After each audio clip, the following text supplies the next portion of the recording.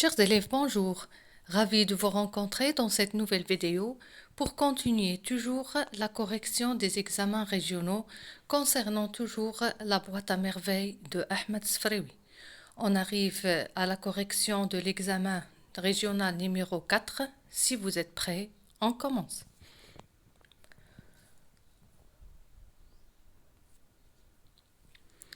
Voici l'extrait de texte qui a été déposé dans cet examen régional. Le lendemain, vendredi, mon père rentra déjeuner selon sa coutume. Il portait une djellaba de laine boutonnée d'une éblouissante blancheur et un ruban neuf, tout raide d'après. Le repas fut servi par ma mère. Le menu était particulièrement soigné. Nous mangeâmes du mouton aux artichauts sauvages, du couscous au sucre et à la cannelle, et pour finir une délicieuse salade d'orange à l'huile d'olive. Nous sirotâmes de nombreux verres de thé à la menthe.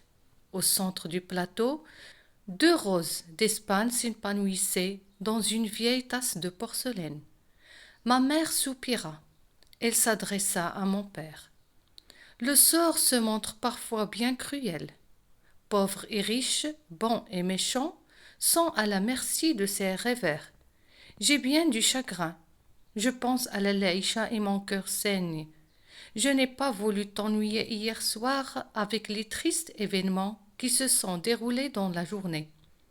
Mon père prêta une oreille attentive. Elle poursuivit.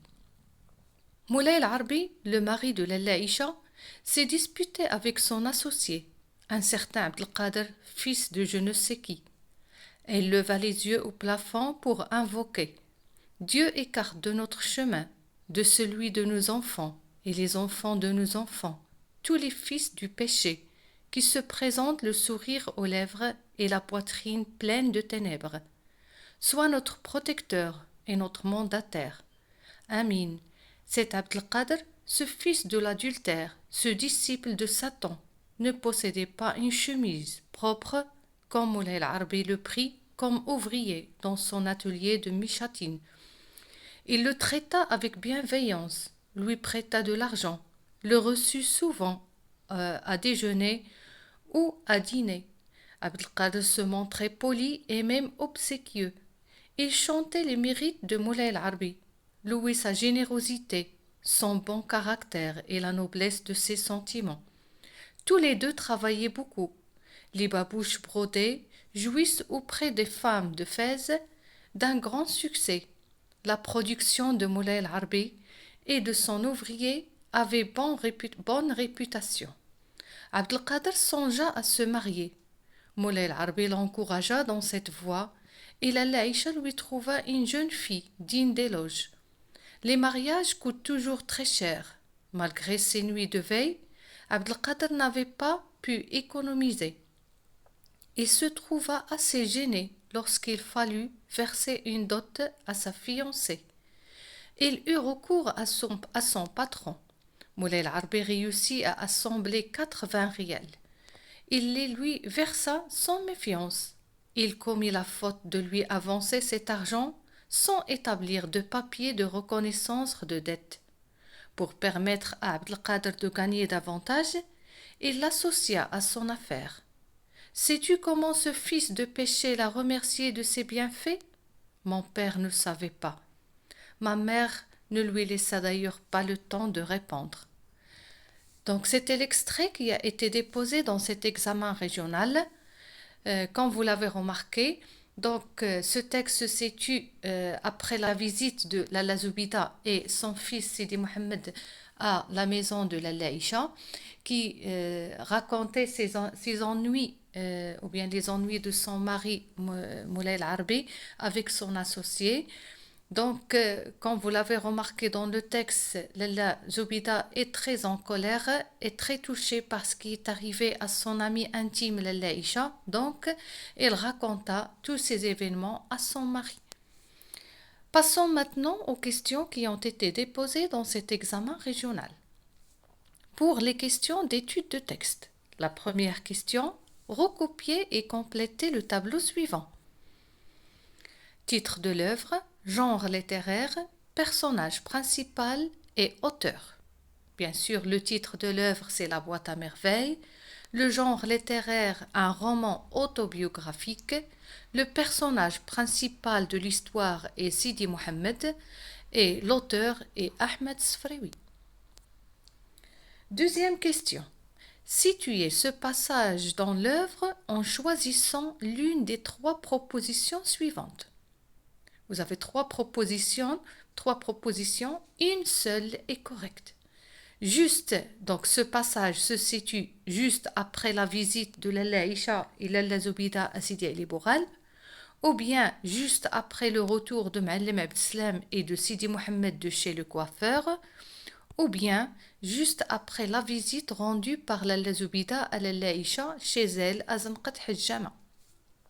Donc la réponse, ce texte se situe après la visite rendue par Lalla Zoubida à Lalla Aïcha chez elle à Zanqat Hijjama.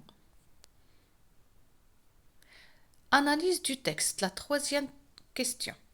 Quelle expression dans le texte montre que Ma'alem Abdeslam déjeune chaque vendredi chez lui? C'est-à-dire qu'il y a dans le texte une expression qui montre que Ma'alem Abdeslam, il déjeune tous les vendredis à la maison. L'expression est selon sa coutume, c'est-à-dire son habitude. De quoi se composait le menu du repas de ce vendredi? Le menu préparé par la mère, il est composé de plusieurs plats. Lesquels? Le menu se composait de moutons aux artichauts sauvages, couscous au sucre et à la cannelle, salade d'orange à l'huile d'olive et du thé à la menthe. Pourquoi ce menu était particulièrement soigné? Pourquoi la mère a bien préparé le menu du vendredi? Ce menu était particulièrement soigné parce que le père était présent d'une part et de l'autre il comportait de la viande, c'est un repas plus riche que d'habitude et c'est également un jour sacré, c'est le vendredi. Question 4. Lalla Zoubida fait plusieurs reproches à Moulay El-Arbi. Citez-en deux. Exemple, son excès de confiance en Abdelkader, son manque de méfiance, son absence de prudence, sa faute de ne pas avoir établi un papier de reconnaissance de dette, le fait d'être responsable de son propre malheur. Question 5. Quelle est la tonalité dominante ou bien le registre littéraire dans le passage qui va de Dieu écarte de notre chemin jusqu'à il l'associa à son affaire? Dans cet extrait, bien dans cette partie, quelle est la tonalité dominante? Et bien sûr, vous allez justifier. On vous a donné trois propositions. Est-ce que c'est un registre comique, satirique ou bien épique? Bien sûr, puisqu'il fait des reproches et il critique Abdelkader, donc c'est une tonalité satirique. La justification, car Lalla Zoubida critique les travers de l'ingrat Abdelkader. Question 6. Ma mère ne lui laissa d'ailleurs pas le temps de répondre. Cet énoncé veut-il dire que la mère du narrateur interdit à son mari de parler, ou bien elle n'attendait pas de réponse de la part de son mari, ou bien le mari ne s'intéressait pas du tout à ce que racontait sa femme. Donc cette phrase ou bien cet énoncé veut dire qu'elle n'attendait pas de réponse de la part de son mari. Question 7. Vous avez l'énoncé « Je n'ai pas voulu t'ennuyer hier soir ». Est-ce que cet énoncé fait-il partie du récit ou bien du discours? Justifié par deux indices. Donc cet énoncé fait partie du discours. Vous avez l'emploi du je énonciateur, emploi du passé composé qui est un temps du discours, l'emploi de l'indicateur chronologique ou bien temporel hier et de la marque de l'énonciataire t'es ou bien tu. Je pense à Lalla Aïcha et mon cœur saigne. Quelle figure de style comporte cet énoncé? Bien sûr, c'est une hyperbole. Mon cœur saigne, ça veut dire que la Zoubida, elle est très touchée par ce qui est arrivé à son amie la Laïcha au point qu'il a mal au cœur. Que nous permet-elle d'apprendre sur le personnage de la Laïcha, cette figure de style? Qu'est-ce qu'il nous donne comme information sur la Laïcha, sur la Zoubida? C'est que la Zoubida était profondément touchée ou bien affectée par ce qui arrive à son ami intime. Sa douleur est à l'image de leur amitié. Elle est émotive, sensible et tendre. Pour les questions de réaction, la question 9, selon vous, quel jugement Ma'allem Abdeslam pourrait-il porter sur sa femme, la Zoubida, après son récit agressif et pourquoi? Bien sûr, vous devriez répondre par soit un jugement positif ou bien un jugement négatif. Pour le jugement positif, par exemple, il exprime une admiration, une fierté, une moralité élevée, une image brillante. Si le jugement est négatif, c'est un bavardage calomnie, moralité basse, mesquine. Pour la question 10, partagez-vous le jugement sévère de la Zoubida à l'égard de Abdelkader et justifiez votre point de vue. Vous avez encore 2 points de vue, soit vous répondez par oui ou non. Si vous dites oui, par exemple, la sévérité est critique méritée à la mesure du méfait et de l'ingratitude d'Abdelkader, ou bien vous dites non, parce que Abdelkader a peut-être ses raisons qui justifient son comportement. Passons maintenant au sujet de la production écrite. La bonté, la solidarité et la générosité sont des valeurs nobles dans la société. Pourtant, il arrive qu'elles soient mal récompensées, comme c'est le cas de Abdelkader avec Moulay El-Harbi, son patron. Pensez-vous que ce comportement soit une raison suffisante pour refuser toute aide à autrui ou bien aux autres? Justifiez votre point de vue par des arguments et des exemples pertinents. Voici un exemple de production écrite que je vous propose. La bonté, la solidarité et la générosité sont des valeurs dont toute société a besoin pour maintenir des relations saines et non altérées entre ses membres. Cependant, ces valeurs ne sont pas toujours respectées par certaines personnes. Cela voudrait-il dire que l'on doit refuser toute aide aux autres sous prétexte que l'on craint l'ingratitude?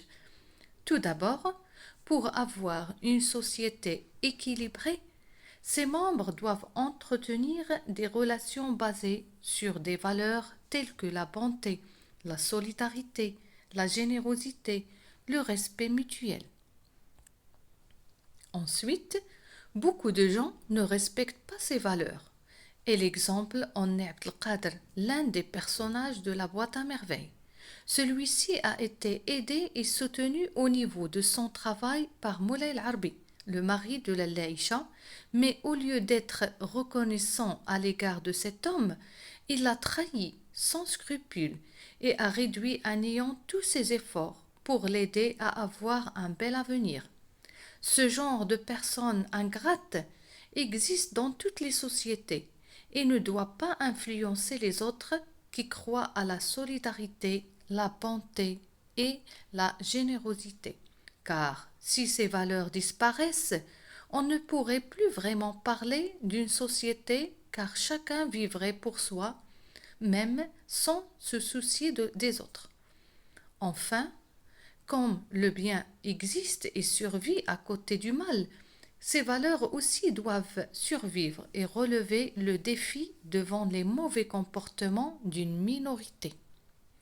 En guise de conclusion, on peut dire que la bonté, la solidarité et la générosité sont des valeurs indispensables pour une vie sociale équilibrée, sinon les gens vivraient dans une sorte de chaos social. On arrive alors à la fin de cette vidéo et à la fin de la correction de cet examen régional. J'espère qu'il vous aidera à mieux connaître comment on dépose les examens régionaux et comment répondre aux questions et en même temps se familiariser avec certaines réponses parce que dans les examens régionaux, on ne fait que répéter les questions mais en changeant le style. Merci pour votre attention et on se rencontre dans une nouvelle vidéo et un nouveau examen régional à corriger. Je vous dis merci et à bientôt.